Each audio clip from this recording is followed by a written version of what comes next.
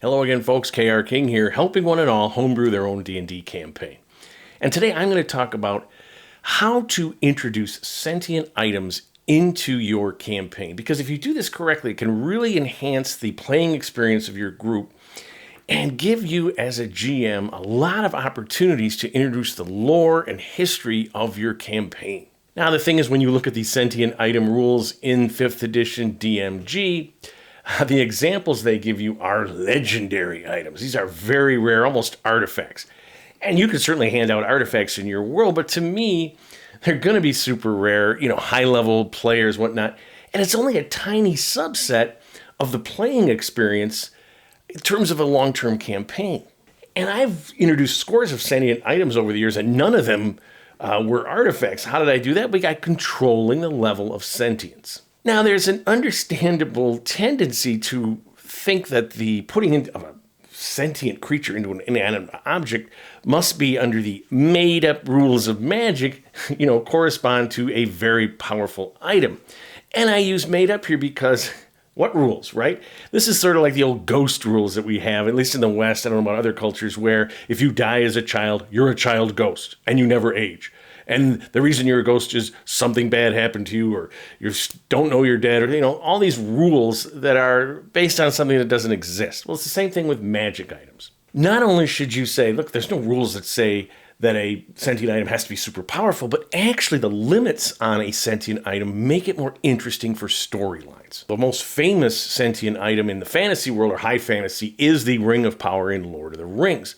This was basically an invisibility ring, but with so much more. First of all, it was crafted by Sauron to control the other 9 rings that he had created, but also it controlled whoever put it on. In fact, you had very powerful figures, Galadriel and Gandalf, who instinctively knew that they dare not use the ring. It would consume them. These are super powerful entities in the legendarium of Middle-earth. And also, it had a form of sentience. When it lost itself and was found by Gollum and protected under the Misty Mountains, then it could feel that Sauron had reconstituted himself, was coming back to power. It lost, it went away from Gollum, and then was found by Frodo. But the other thing is that it could control anybody. Galadriel and Gandalf, it couldn't control the hobbits. This was something that was unexpected. Now, there's all sorts of reasons in the mythos and legendarium that Tolkien created for his world. What I think about is it's an excellent story device, because here's the thing. If you're creating something so powerful, a life form like this, there might be some metaphysical aspect to this that the gods don't appreciate, such that even an insanely powerful figure like Sauron, a demigod, when he created this item, something put this limitation. Was it fate? Was it the Valar? Who cares? It's a story device. And since limitations are such an excellent story device, why not create items with limited sentience? And we have examples from the real world for this. I've often said in this channel, real world things are always really good to translate to magic because we know how they make sense with one another. So look at animals with limited sentience. A dog has sentience. It dreams. It has an awareness of its body, its place in space. There's even thought. It's kind of disputed that it is self-aware. But the thing it doesn't have is judgment in terms of being held responsible for its actions. If a dog bites someone, you don't have a trial, and have the dog defend itself against assault charges. The owner may get assault charges, but not the dog. The same thing goes for a chimpanzee, a dolphin, an elephant, any animal with limited sentience is not responsible for his actions, much like a 3-year-old child is not, or a adult human with limited mental capacities. So I'm going to use those examples from the animal world. These won't be animal sentient items, but thinking about real world examples to create items with limited sentience. And I'm going to use a weapon for this example, +1 longsword. Weapons have always been the traditional sentient item in D&D, I think from the old days when fighters found themselves falling farther and farther behind these spellcasters. These sort of items gave them a leg up. All right, so let's say you're going to create a +1 sword with limited sentience. The first thing is, I'm not going to go through the whole NPC creation with characteristics and goals and all that kind of stuff. This is limited. I'm going to use the example of a dog. It's not a dog, but I'm going to think about the sentience of a dog when I'm creating this item. So what are the behaviors that we associate with a domesticated dog? We think of protection, right? The dog is going to warn its owner if someone has entered their territory, is going to bark and possibly attack. So you could say, all right, if the wearer of this +1 sword has a passive perception bonus, the sentient intelligence is constantly on the alert. You could make it +2, +5, whatever you want to do. And what do you associate with the sentience of a tiger? You associate alertness and stealth and whatnot. So here again, the +1 sword gives you +2, 3, 5 on initiative, or an advantage on stealth. Here's another thing. There's a vision component to sentience, how far they can see, dark vision and whatnot. A tiger-style intelligence could see farther in the dark than a dog. A hawk intelligence might see great distances. Now, of course, there are items that give you bonuses on initiative or wisdom rolls. Think of like a sentinel shield. And if you use feats, the alert feat gives you a +5 on initiative. You don't get disadvantage when you don't see an enemy. So if you use feats in your campaign or you're handing out, sentinel shields, then you may want to think about this item if it's all going to stack up. But the point is what you're doing is you're trying to think of examples of sentience that we have in the real world and then applying them to skills and actions and abilities that are defined under the player characters. So an elephant is notorious for charging anything that it sees as, entering its domain or threatening it. So this might be like a reckless attack feature that a barbarian has. And again, you can adjust it if you want. You can just use the stats straight off the barbarian sheet. Primates are perhaps the most sentient of all non-humans, but it's an intelligence that they're not able. They take in this data, they do all sorts of behaviors, but they're never able to coordinate it in a way that we think of judgment or forming higher level concepts. So you have a sentience that takes in all sorts of information, but isn't that skilled at putting it together. It doesn't have the sort of personality like a person. So with a +1 sword, maybe that extra perception, that extra awareness gives them a bonus attack at the end of their round, or they can fight with 2 weapons but not lose that AC because, again, they're so much more aware that they're able to block just a little bit more. And what you're doing is you're taking the sentient item and you're adapting that level and type of sentience into those skills and abilities. But remember that this isn't just a +1 item that gives you a bonus on initiative or an extra bonus attack. This is a sentient item. This has a unique bond that it holds with the bearer. Much like a dog has a bond with its owner, an elephant with its trainer, a cat has a different kind of bond with its owner. We see dolphins, all sorts of stories, both in the wild and when they're held in captivity, in terms of their interaction relationship to human beings. But it's not based on the subset of characteristics we give to an NPC, which mirror those of human beings. So the first thing is, how do they communicate with the bearer? If you go through the chart, it's a 60% chance that it goes through emotions, 30% chance that it can speak 1 or more languages, and then 10% chance multiple languages, and it can communicate telepathically. So my first question is, what do the emotions, again, my sneer marks, what does that mean exactly? And the reason I'm asking is, if you're going to have limited sentience and you're using this kind of chart as your template, you go, okay, well, I guess it's just emotions. But I think if we look again at those creatures in the real world that have sentience, they communicate to each other and other creatures in a host of ways. Dogs bark if they see something entering, cats purr, dolphins and whales are constantly chattering away, and birds have all sorts of calls. So instead, with a limited sentience, I might say that this is going to be more direct than purely emotional.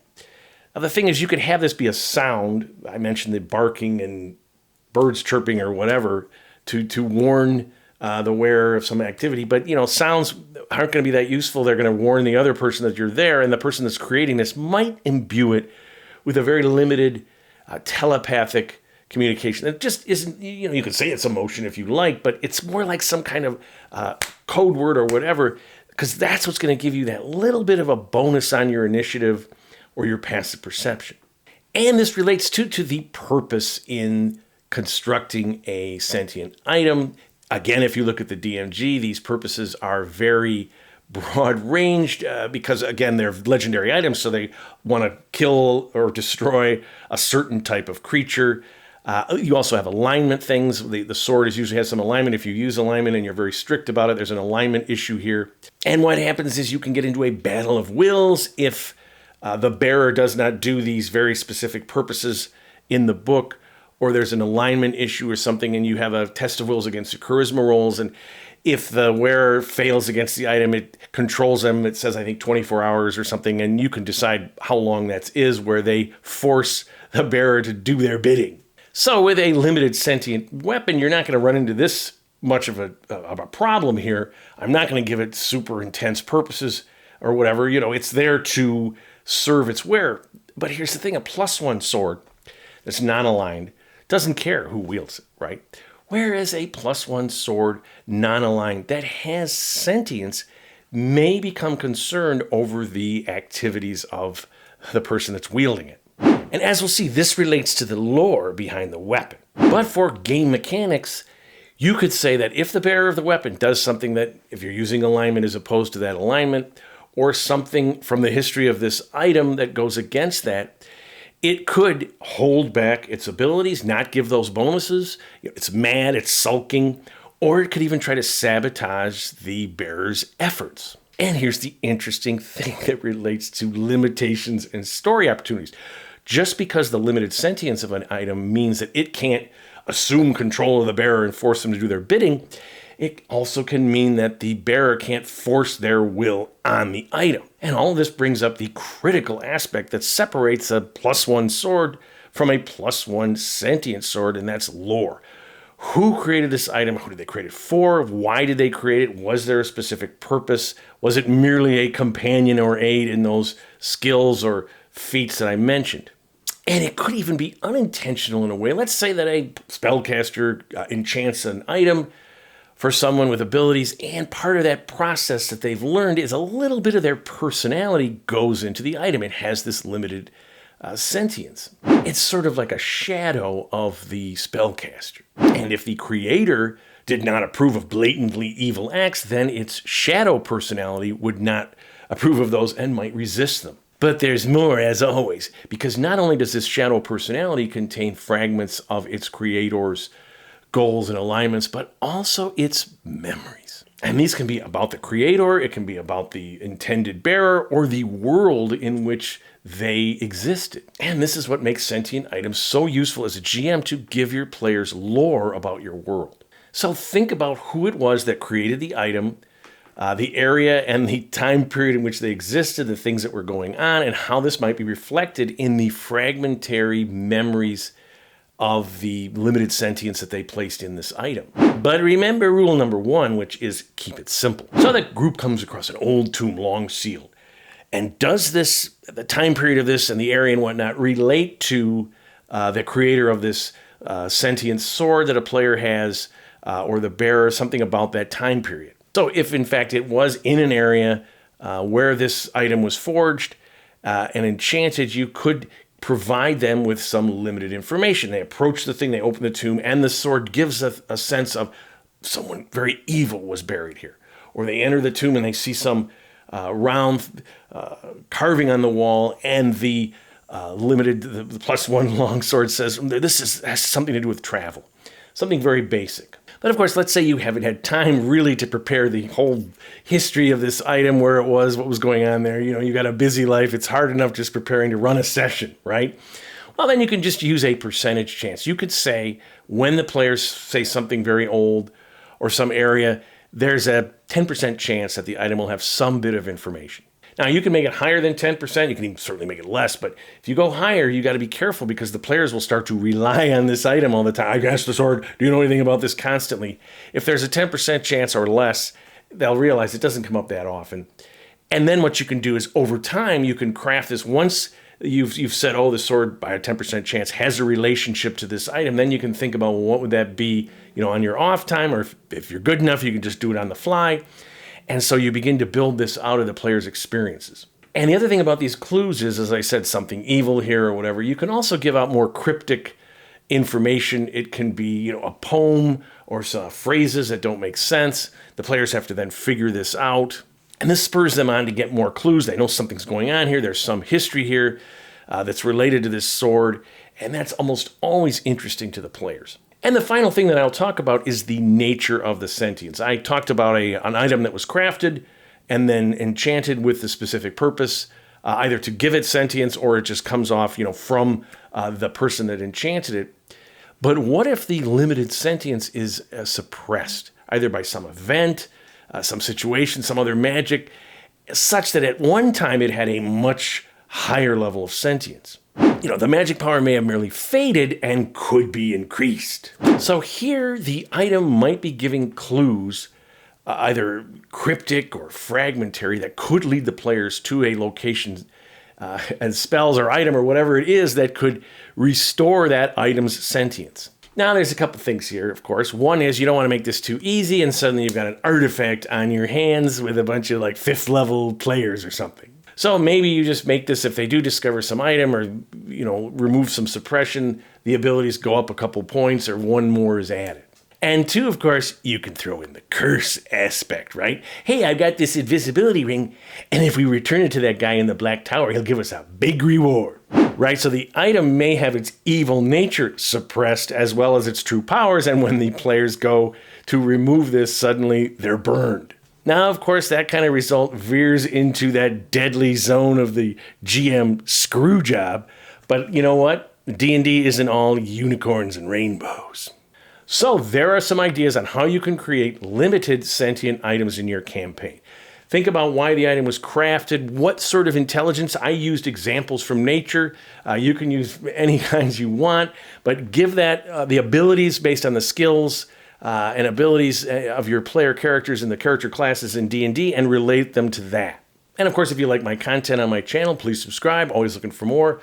Please leave some comments. And of course, keep playing D&D and tell somebody else about it.